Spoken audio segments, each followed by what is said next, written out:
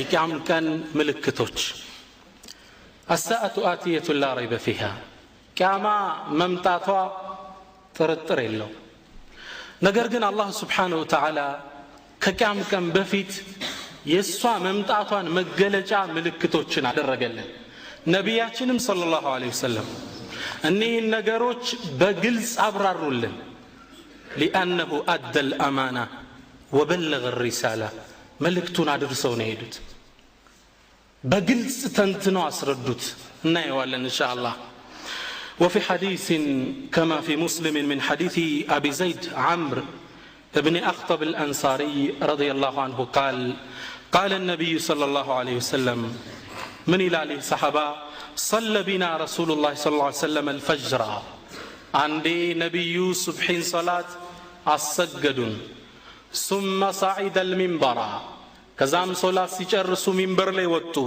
فخطبنا حتى حضرت الظهر ظهور اسكي درس كصبح اسك ظهور دعوة درقلل ثم نزل فصلى كزام وردوا الناس ظهورنا السجدون صحاباون معونم تكمتوا قالونا فخطبنا حتى حضرت العصر عصور اسكي درس دعوة درقلل كزام وردوا كمنبر فنزل فصلى ثم صعد المنبر كزام منبر ليوتو مسايب الليل እስከ መግሪብ ድረስ ዳዕዋ አደረጉልን ከሱብሒ እስከ መግሪብ ድረስ በተከታታይ የቀን ሙሉ ፕሮግራም يقول صحابي من هلال فأخبرنا بما كان وبما هو كائن እስከ ዛሬ ያለፈውን ታሪክና እስከ يوم القيامة የሚከሰቱትን ክስተት በትኖ ነገረን ይላል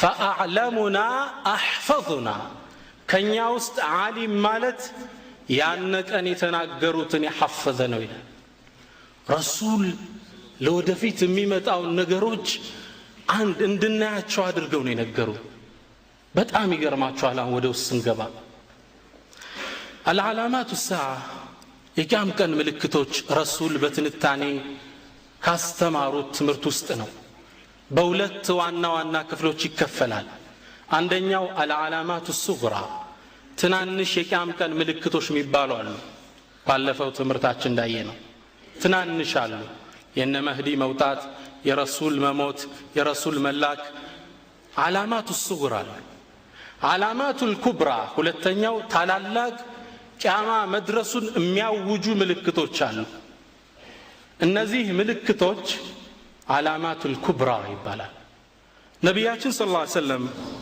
ሙስሊም ላይ በተዘገበው 10 ምልክቶች እንደሆኑ ይናገራሉ ዛሬ በአላህ ፍቃድ የተወሰኑትን እንዳሳለን كما في مسلم من حديث حذيفة بن أسد الأنصاري الغفاري رضي الله عنه قال اطلع النبي صلى الله عليه وسلم ونحن نتذاكر نبياتنا صلى الله عليه وسلم إن يكتش بلن ديسكاس يتوعين يالا بقالوا فقال بلوالو ما تذاكرون من دنو يتوعياتشو يالاتشوت سلا نقدي هون اسكي ملسو النسو يستون قالوا نذكر الساعة يا رسول الله إنيا يكام كان نقر يوعينو ألواتشو يكام كان قدينو يتوعين يالنبات نبي أسكتلو من قالوا إنها لن تقم حتى تروا قبلها 10 آيات እናንተ እኮ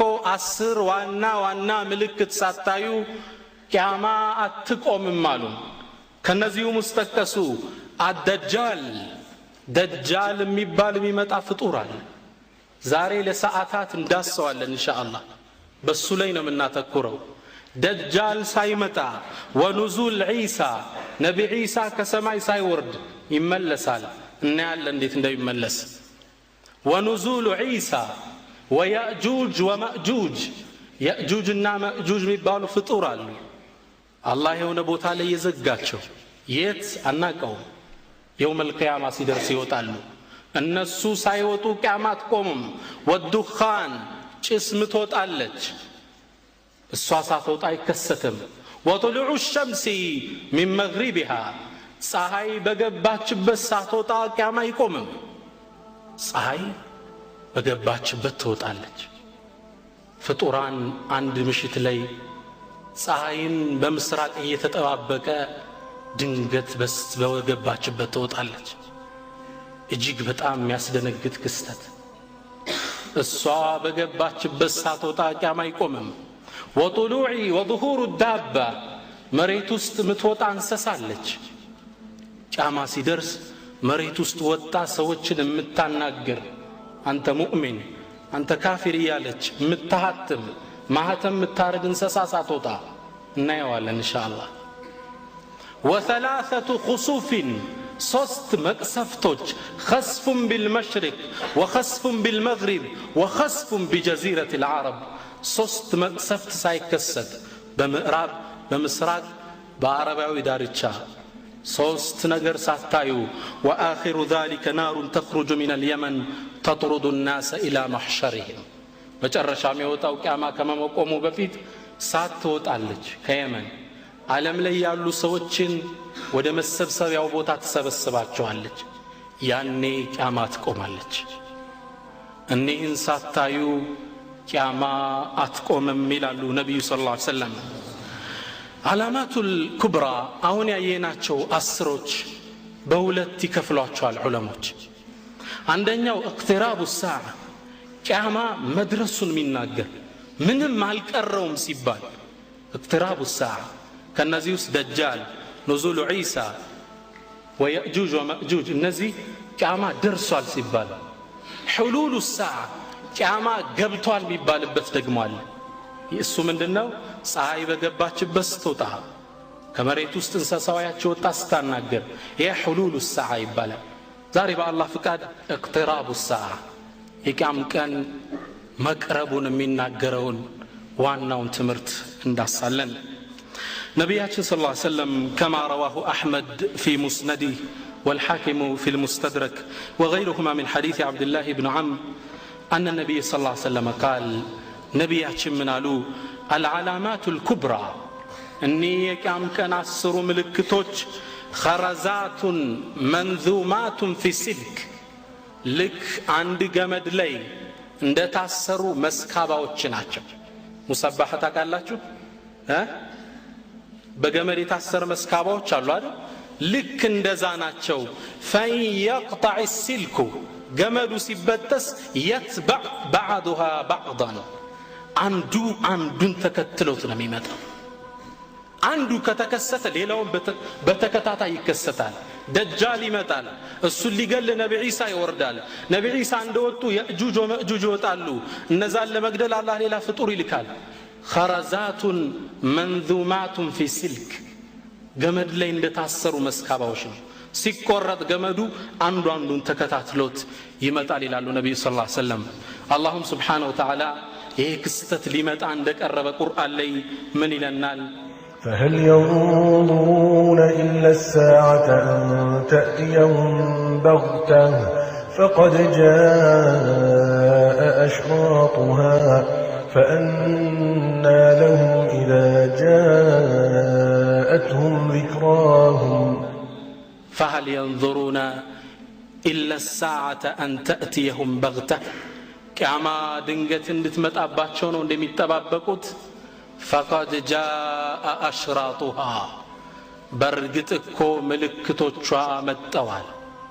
علامات أشراط عمارات የቂያም ቀን ምልክቶች ዛሬ እምናየው የቂያም ቀን መቀረብን የሚገልጸው ፊትነቱ መሲህ ደጃል ደጃል ስለሚባል ፍጡር ነግራችኋለሁ።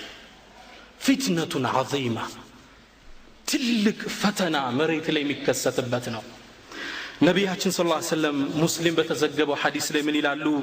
ማ በይነ ኸልቂ አደም ኢላ ቂያም الساعة ما من أمر أكبر من الدجال አላህ እኮ አደምን ከፈጠረበት ጊዜ ጀምሮ እስከ የውመል ቂያማ እንደ ደጃል አይነት ፈተና መሬት አታስተናግድም ይላል።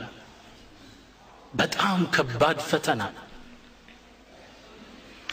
ورواه ابن ماجه في سننه والحاكم في مستدرك من حديث أبي أمامة الباهلي أن النبي صلى الله عليه وسلم قال ነቢያችን ይሄን ክስተት ሲናገሩ ምናለው إنه لم تكن فتنة في الأرض منذ خلق الله ذرية آدم أعظم من فتنة الدجال الله እኮ የአደምን ዘሮች መሬት ላይ ከበተነ በኋላ እስከ يوم القيامة እንደ ደጃል አይነት ፈተና በኡመቶች ላይ አላከም وإن الله لم يبعث نبيا إلا حذر أمته الدجال ተመልከቱት አላህ ምንም ነብይ አላከም ኡመቶቹን ከደጃል ፈተና እንዲያስጠነቅቁ ያዘዛቸው ቢሆን እንጂ ደጃል የሚባል የሚመጣ ፍጡር አለ ኡመትህን ንገር እየተባለ ያልታዘዘ ነብይ የለም وأنا آخر الأنبياء እኔ ደግሞ የመጨረሻው ነብይ ነኝ وأنتم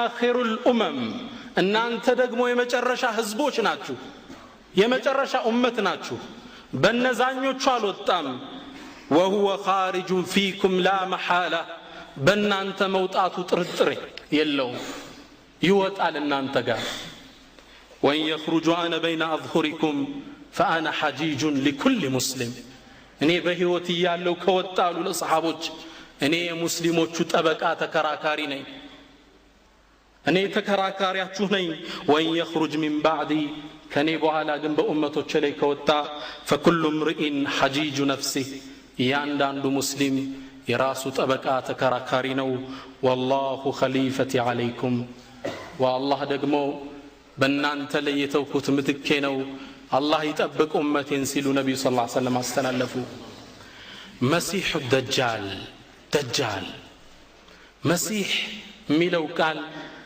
በዲናችን ለሁለት ግለሰቦች ተሰጥቷል አንድ ለታላቁ ነብይ ኢሳ መሲህ ኢየሱስ እንለዋለን መሲህ ደጃል ደግሞ ለደጃል ተሰጥቷል መሲህ ሚለው ቃል አሉ ኢብኑ አልአሲር ታላቁ የቋንቋ ምሁር ናቸው ምን ይላሉ ሱሚየ المسيح መሲህ የተባለው እኮ ደጃል አሉ لأن عينه ممسوح አንድ አይኑ የታበሰ የጠፋ ስለሆነ ነው አሉ የደጃል አይን ምንድነው የጠፋ ነው ደጃል ሰለምን ተባለ ደጃል ከአረባዊ ደጀለ ከሚል ስሮ ቃል የመጣ ነው ደጀለ ማለት غطى الحق بالباطل ሐቅን በውሸት የሚያላብስ ውሸታም ማለት ነው በጣም ዋሾ ስለሆነ ደጀለ ሚለው ደጃል አሉት አጋን ነው ካዚብን ከዙብ እንደምንለው ማለት ነው በጣም እጅግ ውሸታም ነው መሲህ የተባለ አይኑ ስለጠፋ ነው ነብዩላህ ኢሳሳ መሲህ የተባሉት ለምንድን لأنه قالوا إذا مسح يشفي الناس من الأمراض بإذن الله بالله فقاد مسح مالت عبس مالت مسح الخفين خف ما عبس እንደምንለው ነብዩ ኢሳ አለይሂ ሰላም አላህ ከሰጣቸው ተአምር ሰዎችን ታመው ሲዳሷቸው ቆዳቸው ተበጣጥሶ ሲዳሷቸው ቁምጥናው ላይ ለቃቸው ነበር መሲህ ተባሉ وأبرئ الأكمه والأبرص وأحيي الموتى بإذن الله موتانن يكسكسو ነበር የታመመን ሲዳሱት ይድን ነበር ለዚህ ምን ተባሉ እሳቸው መሲህ ተባሉ የሁለቱ ልዩነት እንዲህ ነው መሲህ ወስፉ ደጃል ሲቅርጹ ምን አይነት ፍጡር ነው ነብያችን ሰለላሁ ዐለይሂ ወሰለም አላህ Subhanahu Wa Ta'ala ደጃልን በህልም ያሳየኝ ይላል ፍጥረቱ ምን አይነት እንደሆነ يقول رجل ወንድ ነው አሉ رجل ሚለው ቃል ለጅንም ለሰውም ይሆናል وانه كان رجال من الانس يعوذون برجال من الجن رجل ሚለው ቃል ለሰውም ለሸይጣንም መዋል ይችላል ለጅንም رجل ሚለው ቃል ዑለማዎች ተካለፉበት ከሸይጣን ዘር ነው ደጃል የሚባለው ፍጡር ወይስ ከሰው ዘር ነው አብዛኛዎቹ አኢማዎች ከሰው ዘር የሚወጣ ለየት ያለ ፍጡር ነው አሉ ከፈሎቹ ደግሞ ኖ ከጅን ዘር ነው በሰው ተመስሎ ነው የሚመጣሉ على كل حال رجل ወንድ ነው احمر ቀይ ነው جعد الراس ራሱ مجعد ጸጉሩ የተቆጣጠረ ነው اعور العين አንድ አይኑ የጠፋ ነው كانه عينبه طافئه አይኑ ልክ ውሃዋ የተወሰደ ወይን ታቃላችሁ ውስስ ስትል እንደዛ ይመስላል ይላል ወስፉ ደጃል ሲታይ። በሌላም ሐዲሳቸው ለነብዩ ሰለላሁ ዐለይሂ ወሰለም ሙስሊምና ቡኻሪ ባስተላለፉት ላይ قام رسول الله صلى الله عليه وسلم في الناس فاثنى على الله ነብዩ አንዴ ሰዎች መሃል ቆሙና አላህን የሚገባውን ምስጋና ካደረሱ በኋላ ثم ذكر الدجال دجالን አስታወሱልን ይላል። فقال إني لأنذركم እኔ ያስጠነቅቃችኋለሁ አሉ ለሰሃቦቹ። ወማ ሚን ነቢይ ኢላ ወቀድ አንዘረሁ ቀውመሁ ማንም ነቢይ እኮ አልመጣም ህዝቦቹን ደጃልን ያስጠነቀቀ ቢሆን እንጂ ለቀድ አንዘረሁ ኑሑን ቀውመሁ ነቢላ ኑሕ የዛሬ ስንት ሺህ ዓመት ስለ ደጃል አስጠንቅቀው ሂደዋል። ወላኪን አሉ ረሱል ሁሉም ቢያስጠነቅቁም ነገር ግን አቁል ለኩም ፊህ ቀውለን ለም የቁልሁ ነቢዩ ለቀውሚ ማንም ነቢይ ለህዝቦቹ ያልነገረውን ለየት ያለ ምልክት እነግራችኋለሁ። ምን አሉ? ተዓለሙ እወቁ አሉ ረሱል አነሁ አዕወር ደጃል አንድ አይናማ ነው። ወአነ አላህ ተባረከ ወተዓላ ለይሰ ቢአዕወር አላህ አንድ አይንማ አይደለም አሉ ነቢያችን ሰለላሁ ዐለይሂ ወሰለም። ስለዚህ ደጃል ምንድነው? አንድ አይኑ የጠፋ ፍጡር ነው። ደጃል ነቢያችን ሰለላሁ ዐለይሂ ወሰለም ትልቅ ፈተና ስለሆነ ተጠንቅቀን የሱ ምንነት እንድናቀው ግልጽ ምልክት ይሰጡናል። رواه مسلم من حديث حذيفة بن اليمان حذيفة باستلالفت حديث لي نبياتش من يلالو مكتوب بين عينيه كافر كدجال كوك عينوچ مهكل كافر ميل صحف الله الله أكبر يقرأه كل مسلم كاتب وغير كاتب ይሄን ደግሞ ማንኛውም ሙስሊም የሆነ ሰው ሚጽፍም ይሁን የተማረም ይሁን ያልተማረ ያነበዋል። ደጃል ግንባር ላይ ምን አለ? ካፊር። ወፊ ሪዋያ ሙስሊም ባስተላለፉት ዘገባ ላይ ግንባሩ ላይ ካፍ ፋ ራ ሚል ጽሑፍ አለ። ካፊር ማንኛውም ሙስሊም ያነበዋል ሲያይ። ደጃል ሌላ ወስፉ ግንባሩ የወጣ ፍጡር ነው። አንገቱ ከራሱ ጋር የገጠመ ደጃል ሲራመድ እኛ ፊት ለፊት ነው የምንራመደው፣ እንዲህ ነው የሚራመደው ይላሉ ረሱል ሰለላሁ ዐለይሂ ወሰለም። ላ ዓቂበ ለሁ ለሱ ዘር የለውም፣ ከኋላው የተቋረጠ ነው፣ ዘር የለውም ይሉናል። ጎበጥ ብሎ ነው የሚሄደው ይላሉ ረሱል። እንዴት እንደሚስሉልን አያችሁ።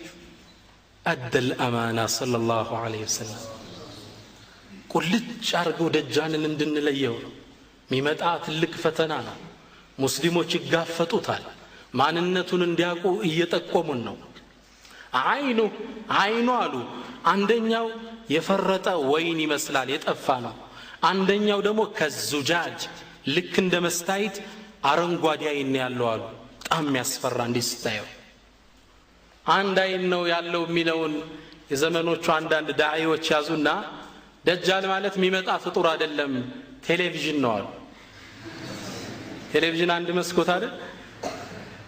ሌሎቹ ደግሞ ትንሽ የተማርነው ያሉት ደጃል ማለት የሚመጣ ፍጡር አይደለም the western civilization the material civilization ይሄ የነጩ ስልጣኔ በቁስ ነው እንጂ የሰለጠኑት በመንፈስ ወድቀዋል አይደል? ሩሂይ ነገር የላቸውም። አላህ ያውቃ ይሰግዱ የሰለጠኑት በህንጻው በቁስ ነው የሰለጠኑት እነሱ ማለት ነው። አንድ አይን ያላቸው። ይሄም ያንም አይደለም። ደጃል ትክክለኛ ፍጡር መሬት ላይ የሚከሰት ነው። ደጃል ፈተናውን ከባድ ያደረገው ለምን ይመስላችኋል? ጥሪውስ ምንድነው? ደጃል ወደ ህዝብ ሲወጣ ምን ብሎ ነው? አና ረብኩም እኔ አላህ ነኝ፣ እኔ ፈጣሪያችሁ ነኝ ብሎ ነው የሚወጣ ወደ ህዝብ። በእኔ እመኑብኝ። ይሄ ነው ጥሪ።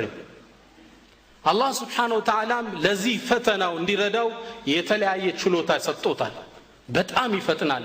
ነቢያችን ሰለላሁ ዐለይሂ ወሰለም ሙስሊም በተዘገበው ሐዲስ ላይ ነዋስ ብኑ ሰምዓን ጠየቅናቸው፣ ያ ረሱለላህ አንተ የአላህ መልእክተኛ ወማ እስራዑሁ ፊል አርድ ደጃል መሬት ላይ እንዴት ነው የሚንቀሳቀሰው አላቸው። ነብዩ ምን አሉ ከልገይዝ እንደ ዝናብ ነዋ استدبرته الريح ንፋስ ያባረረችው ዝናብ ታቃላችሁ እንዴት ነው የሚበር እንደዛ ነው መሬት የሚያዳርሰው እየበረረ ነው የሚሄደው ንፋስ እንዳባረረችው ዝናብ አላህ የተለያየ ችሎታ ይሰጠዋል ህዝቡን ሊፈትን የትምርቱ ዓላማ ይሄ ነው እኛ ሆነ ያለንበት ሙስሊሞች አንድ ዓሊም ዲሽ ውስጥ ስከታተል ኡመተ الاسلام አሁን ያለበት ምጥ ላይ ነው አለ ተቸግረን ያለን ፍልስጤም ላይ እስራኤል ተዘምታለች ሙስሊሙ ሰላም የለውም ላ والله ትልቅ ፈተና ገና ፊት ለፊት ይጠብቀናል ይሄማ ተራ ይሄንም ለመጠቆም ነው ሐቂቀተን የዚህ ፕሮግራም ዓላማ አላህ ነይ ብሎ መጣራት ይጀምራል ምን ይላሉ فياتي على قوم فيدعوكم ወደሆነ አገር ይገባና ህዝቡን እኔ ጌታችሁ ነኝ ይመኑብኝ ይላል ያምኑለታል ፍጥረቱን ሲያዩ فيأمر السماء فتمطر ሰማይን ያዛል አዝንቢ ይላታል فتمطر ታዘንባለች ويأمر الأرض فتنبت መሬትን ያዛታል አትክልቱን ፍሩቱን የተለያየ ጽዋት ታወጣለች ያዛታል ያያዩት ህዝቦቹ ሲወጣ ፍራፍሬው ያዩታል ስለዚህ አላህ ለምን አይሆንም ይላሉ ፈተናው ከባድ ነው እንስሳዎቹ ስጋቸው ስጋ ይለብሳል አካላቸው ወተት ይሞላሉ በዚህ ምቾት ጥሏቸው ይሄዳል አሉ ረሱላህ ሰለላሁ ዐለይሂ ወሰለም ከዛም ወደ ሌላ አካባቢ ይመጣል فيدعوهم فينكرون عليه ይጠራቸዋል አንተ አንቀበልን እኛ ሙእሚኖች ነን ሷሊሖች ነን ይላሉ فيأمر السماء فتتوقف ሰማይን ያዛል ዝናብ ይቋረጣል መሬትን ያዛል አትክልት እንዳለ ይደርቃል እንስሳዎቻቸው ይሞቱባቸዋል ረሱል ሐዲሱ ሲጨርሱ ምን ይላሉ فيصبحون ممحلين ليس بأيديهم شيء من أموالهم እጃቸው ላይ ያለ ንብረት እንዳለ ይጠፋል እንስሳዎች ይሞታሉ አትክልቶች ይደርቁባቸዋል በችግር ያሳልፋሉ ሙእሚኖች እኮ ናቸው ትልቅ ፈተና ነው ደጃል ለዛ ነው ነብዩ ሰለላሁ ዐለይሂ ወሰለም አላህም Subhanahu Wa Ta'ala ከኑህ ጀምሮ ለእያንዳንዱ ነብይ ህዝብህን አስጠንቅቅ ሲል የላከው በጣም የሚገርመው ነብዩ ምን ይላሉ فيمر بالخرابة አንድ ባዶ ቦታ አካባቢ ከተከታዮቹ ካመኑበት ጋብሮ ያልፋል ሲያልፍ ባዶ በረሃ ላይ ያልፋል መሬቷን ያዛታል አኽሪጂ ኩኑዘኪ አንቺ ውስጥ ያለ ማዕድን አውጪ ይላታል መሬትን ነው የሚያዝ ህዝቡ ቆሞ ይመለከታል ነብዩ ምን ይላሉ መሬት ላይ ያሉ ወርቅ አልማዙ ብሩ ከመሬት ተፈልፍለው ወጣው فيتبعونه كيعاصيب النخل like a swarm of bees ልክ እንደ ንብ መንጋ ወርቁ አልማዙ ይከተለዋል ይላል ከባድ ነው ሌላ አላህ የሚሰጠው ችሎታ ሰዎች እንዲፈትን የሞተን የመቀስቀስ ችሎታ ይሰጠዋል ነብያችን ሰለላሁ ዐለይሂ ወሰለም ይላሉ ثم يدعو رجلا ممتلئا شبابا ወጣትነቱ የተሟላ ወጣትና ብሎ ይጠራዋል ከዛም فيقطعوه جزيلتين ከሁለት ይከፍለዋል ይሄን ወጣት ተቆርጦ ይወድቃል ثم يدعوه ከዛም ቁም ሲል ያዘዋል አካሉ ገጥሞ ሰው ሆኖ ይነሳል ይላሉ ነብዩ ሰለላሁ ዐለይሂ ወሰለም